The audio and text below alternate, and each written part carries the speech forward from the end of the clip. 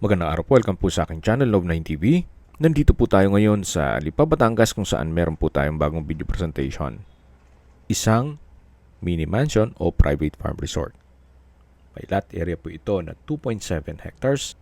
Titulado, buhay po ang may-ari kaya wala po kayong maging problema sa documentation o sa transfer ng title. Dito po sa palibot ng property ay meron pong 100 makapuno trees, 150 lansones, 20 mangga at iba pang fruit-bearing trees. Meron din pong overlooking view ng Taal Lake at Volcano. Ito pong bahay ay may floor area na 700 square meters more or less. May swimming pool, 8 bedrooms, 8 toilet and bath, entertainment room, family room, library or study room. Lahat pong furnishings ay kasama po. Meron din pong man cave o basement.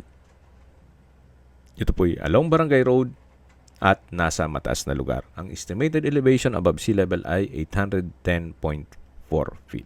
Tungayan po itong napagandang tanawin. Napakatahimik po ng lugar, sariwa ang hangin, at malamig po ang klima. Ang Lipa City po ay isa sa coolest city in the Philippines. So, pasok na po tayo.